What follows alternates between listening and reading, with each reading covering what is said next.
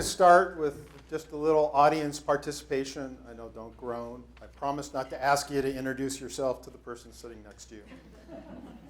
But I've got a couple of questions. For starters, how many of you in the audience are vegetarians or some other non-meat eating denomination? Please raise your hand. Thanks. How many of you, and I'm assuming the rest, are carnivores? Meat eaters? Okay. Not surprising, we're in Cody. Now, how many are hunters? About half. Yeah. So, again, probably kind of what I expected here in Cody. Well, I'm going to suggest to you tonight that on that last question, all of you should have raised your hands. I think that hunting is wildly misunderstood in contemporary society. And I think part of the reason for that is we've rendered the idea of hunting as sort of a pastime. It's recreation. Hunters see that way as well as the majority of non-hunting Americans. I was looking for a photo that represented what I considered the joy of hunting, and this one seemed to encapsulate it for me. But we understand why we think of hunting as recreation. It's exciting. We take great joy in it. If you ask a hunter about hunting, their eyes light up, and they tell you about the preparation, the thrill of success, which of course is always tempered by the reality that another animal has sacrificed so that we may eat and live. But the thing about it is, just because something is fun, that doesn't make it play. Hunting, when it's practiced in an ethical, conscientious manner, following the traditions of fair chase, is truly a sacred act that ties us to place. And by place, I mean both the physical place, the place that we go to hunt, as well as the internal landscape, that human spirit that we touch when we move afield to hunt. Our eyes light up when we talk about hunting or think about hunting because it flips the switch on some powerful prehistoric instincts. These instincts are part of all of us, and I mean all of us, from gonzo hunter Ted Nugent to the most fervent PETA ending meat as we know it activist. We're all hunters. Hunting is an expression of instincts that were once necessary for the survival of the species. It's just the part of us that didn't accept the devil's bargain that agriculture offered our ancestors. And that was the deal to trade the surplus time, the surplus free time of the hunter-gatherer for the surplus commodity of the agrarian. Before I go any further, though, I want to tell you a little bit about how I learned to find my own personal inner hunter. And this is where I grew up, I-15 down in Southern California. Hunting was not part of the culture that I was raised in. If we wanted to see nature, we had to wait for vacation and get in the car and drive a couple of hours. Maybe we'd see a deer or catch a fish or get to breathe air that didn't hurt our lungs. I learned to hunt and fly fish, not in the traditional manner at the side of my father or grandfather, but in the postmodern way, how-to videos and magazine articles. Eventually, I left California, moved to Montana, Bitterroot Valley. I spent my first winter in Montana living in a Unabomber cabin up in the woods, overlooking the valley. I chopped all my own firewood. I was going to raise all my food or hunt all my food. My days going to the grocery store and the industrial food system were over. Had a little problem with this plan, actually a big problem. I had a job I loved, working as a sports writer at the local newspaper. You work a lot of hours when you work at a newspaper. It turned out this job and my back to the land fantasy had irreconcilable differences. So my second winter in Montana was spent back in town. But even though my own personal back to the land movement failed, I gained something invaluable in the process. And that was the point in my life when I integrated hunting and fishing into the daily fabric of my life. And it's been that way ever since. Decisions I make about where I'm going to live, where I'm going to work, hunting and fishing are part of those decisions. They're not separate in some other thing. It's part of what I'm deciding. And even though my mom is very persuasive when she asked me to move back home, I'm not going. My place now is Wyoming. Maybe Mom might actually convince me after all. This is a little bit. Really, my house is in Wyoming. I kind of consider in a broader sense my place being the Northern Rockies. But from where I teach down at Northwest College in Powell, I can look to the north across the farm fields and I can see Polecat Bench. And in the fall, in my spare time, it's spent on Polecat Bench. My bird dog doll and I are up there every weekend chasing chukar. To my neighbors, I think that this coming and going kind of appears to be sort of a socially acceptable form of recreation. Maybe that's so. But the thing about it is hunting is really, at its core, a form of work, the gathering of meat. And this is the most basic form of work maybe our species has ever known. We're not proto-humans out on the savannah scavenging carcasses anymore. We're not trying to kill with a pointed stick. But those instincts for this work are still a part of us. It's just that in the modern world, we've erected multiple degrees of separation between the necessities of human survival and the human. So this basic work has become, in the modern world, so novel that entire industries have been created to service hunters and anglers, allowing people to have authentic hunter-gatherer experiences on their vacations. I was online the other day and saw that the outfitter Orvis is offering trips at just under $6,000 per person to travel to Mongolia to fish for huge trout like taimen.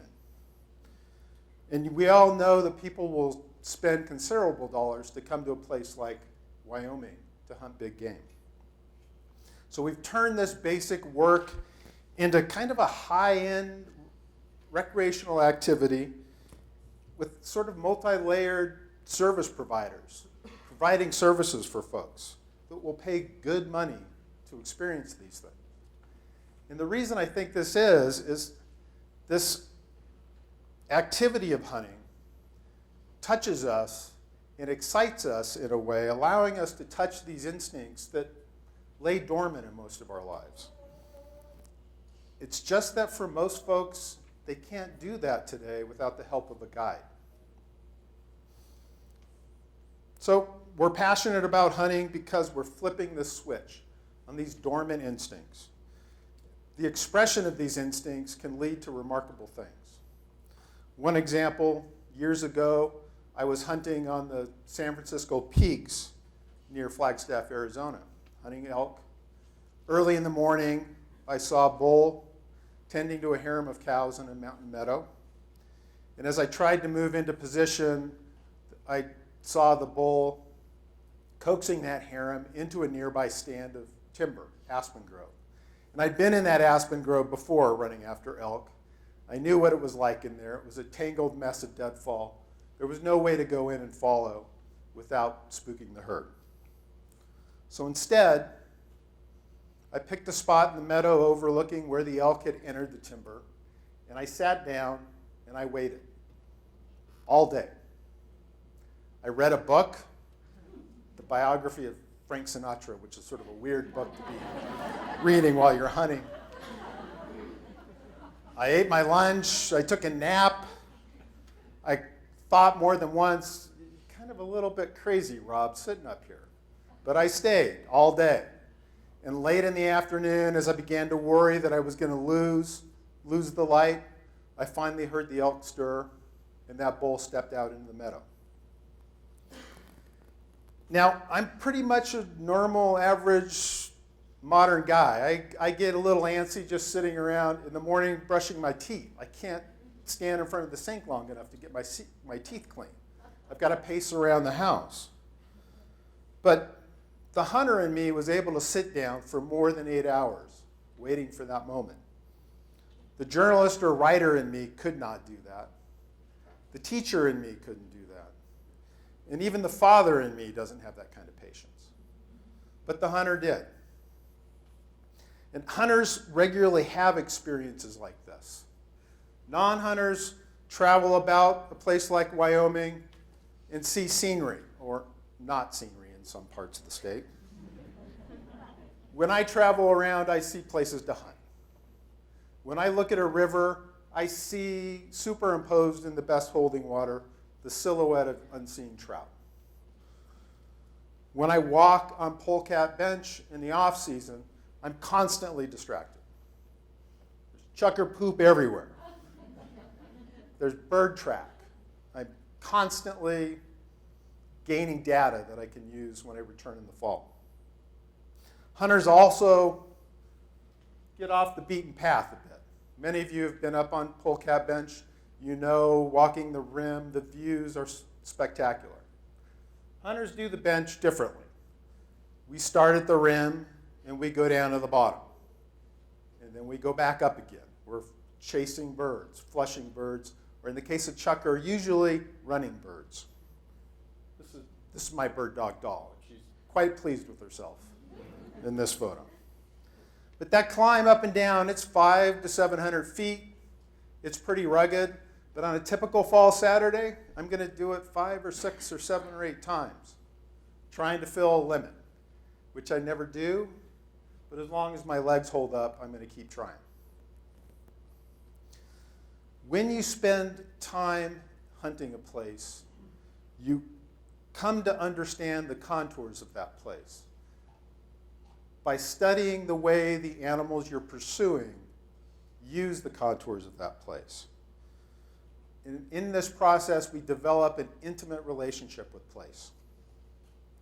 Now, my mom has not been able to persuade me to move back home, but she did teach me many important lessons, but one critical one is the idea of humility.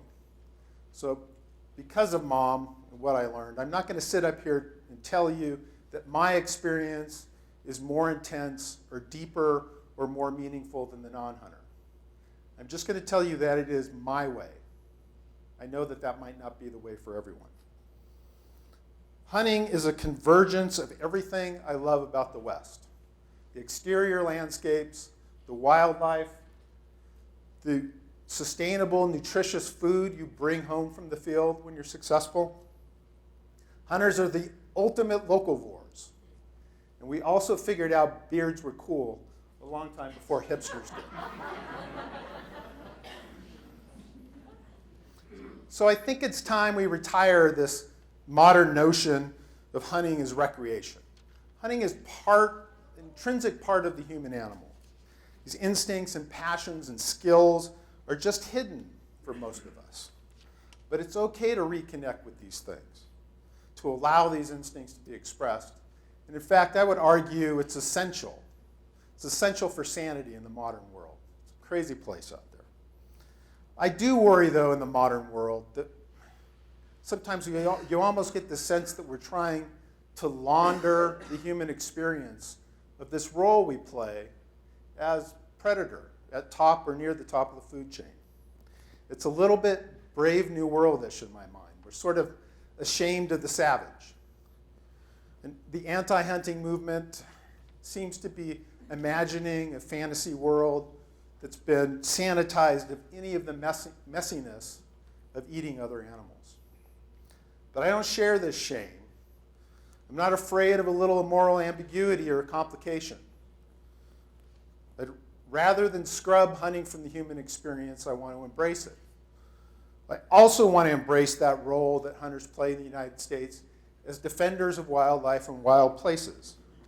It is, of course, hunters and anglers through the excise taxes we pay on firearms and fishing equipment, as well as the fees and licenses we buy every year that pay for the bulk of wildlife management in the West. These hunting and fishing organizations also provide the manpower and resources for habitat work, legislative arm twisting, and defending wild places to our representatives in Cheyenne and Washington, D.C. I want to leave you with one final message tonight. And I want to be careful about this because we sort of live in the age of manufactured crisis. But our system of wildlife management in the United States is under threat. And this system is the most egalitarian system in the world. But it's under threat from those that would seek to privatize either the wildlife or the lands that we access to hunt and fish. We have a unique system in the United States. It's called the North American model. Elsewhere in the globe, the right to hunt and fish, as well as the wildlife, has been privatized. But the North American model is based on the principle that wildlife is owned by none and managed for the benefit of all. And that management is based on science, not on what our gut tells us, not what we've always done. We follow the science. It's critical here in the West that the North American model is implemented on vast tracts of public land. Selling, transferring, privatizing, the ideas that are being discussed right now in state houses across the West, as well as Washington, D.C., would destroy the North American model. And with it, it would destroy our freedom to hunt without having to ask someone's permission. There may be flaws in the North American model, certainly room for improvement. Hunters understand this. We've been the ground troops for the greatest ecological restoration experiment in world history, the restoration of North American big game. The North American model isn't perfect, but we need to remember that imperfections aside, it remains the best system for wildlife management in the known universe. And that's something the primitive hunter inside of me believes is worth defending. Thank you.